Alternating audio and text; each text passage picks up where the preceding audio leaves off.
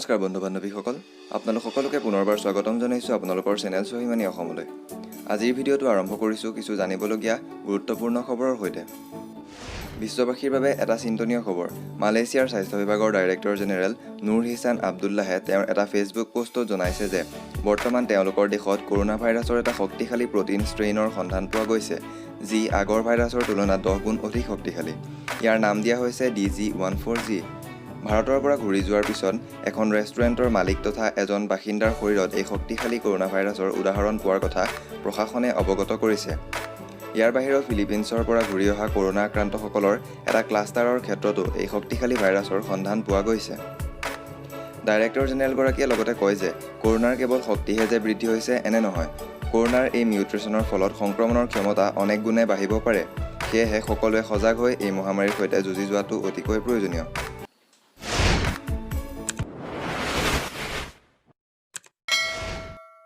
আগবাঢ়িছোঁ দ্বিতীয়টো খবৰলৈ।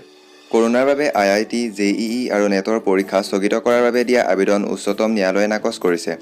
JEE main পৰীক্ষাসমূহ 1 ছেপ্টেম্বৰৰ পৰা 6 ছেপ্টেম্বৰৰ ভিতৰত আৰু নেটৰ পৰীক্ষাসমূহ 13 ছেপ্টেম্বৰত হ'ব বুলি জনাইছে।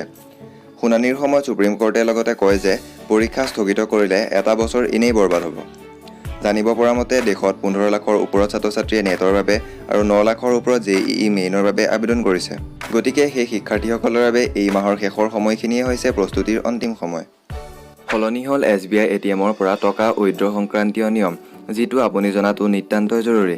নতুন নিয়ম অনুসৰি SBI কাষ্টমাৰ্ছখিনিয়ে ATMৰ পৰা পইচা উইথড্ৰ কৰোঁতে যদি ফ্ৰী ট্ৰেঞ্জেকশ্যন লিমিট পাৰ কৰে তেন্তে এতিয়াৰ পৰা ভৰিব লাগিব জৰিমনা।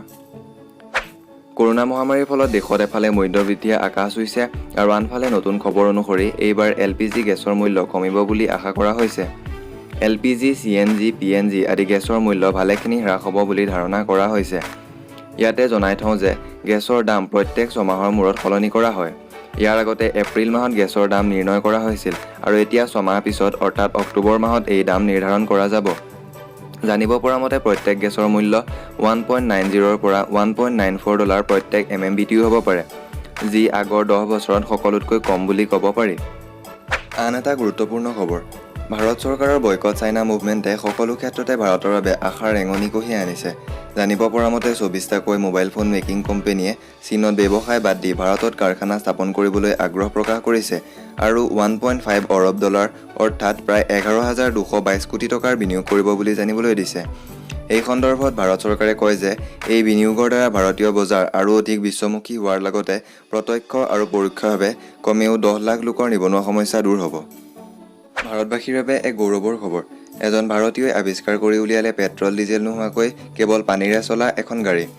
মধ্যপ্ৰদেশৰ 44 বছৰীয়া মহম্মদ ৰাছিম আক্ৰানী নামৰ লোকজনে সাজি উলিয়াইছে এইখন চমক সৃষ্টিকাৰী বাহন। পৰিৱৰ্তনশীল সময়ৰ চাকনৈয়াত প্ৰদূষণমুক্ত ইলেক্ট্ৰনিক বাহনৰ দামো চাহিদাৰ কাৰণে প্ৰতিদিনেই বৃদ্ধি পাইছে। এনে ক্ষেত্ৰত এই গাড়ীখনে সকলোৰে দৃষ্টি কঢ়াটো নিতান্তই স্বাভাৱিক। আগবাঢ়িছোঁ শেষৰটো খবৰলৈ। জনপ্ৰিয় মেছেজিং এপ হোৱাটছআপে ইউজাৰ এক্সপিৰিয়েন্সৰ আৰু উন্নতি কৰিবৰ বাবে নতুন ফিচাৰ আনিব বুলি সদৰি কৰিছে। ডাৰ্ক থিম, ডিলিট মেছেজ আদি আপডেটবোৰৰ লগতে এইবাৰ আৰু অন্যান্য ফিচাৰ লৈ আহিব। ইয়াতে জনাই থওঁ যে ফেচবুকৰ নতুন সংযোজন ৰুমছৰ দৰে হোৱাটছআপতো এই ফিচাৰ আপডেট কৰা যাব। এই ৰুমছত এবাৰত 50 জনলৈ হোৱাটছআপ আৰু হোৱাটছআপ ৱেব ইউজাৰৰ ভিডিঅ' কল কৰিব পাৰিব। ইয়াৰ উপৰিও হোৱাটছআপে মাল্টি ডিভাইচ ফিচাৰছো আনিব, যাৰ দ্বাৰা এটা একাউণ্ট 4টা মোবাইল হেণ্ডছেটত ইউজ কৰিব পাৰিব আৰু ডাটা চাইনিকৰ সুবিধাও থাকিব। যদি এই ভিডিঅ'টো ভাল পালে তেন্তে লাইক কৰিব। আপোনালোকৰ এনে সঁহাৰিয়ে আমাক আগবাঢ়ি যোৱাত উৎসাহ যোগাব। এনেদৰে দৈনিক খবৰসমূহ চাই থাকিবৰ বাবে ছাবস্ক্ৰাইব কৰিব পাৰে আপোনালোকৰ চেনেল স্বাভিমানী অসম। ধন্যবাদ। জয় আই অসম।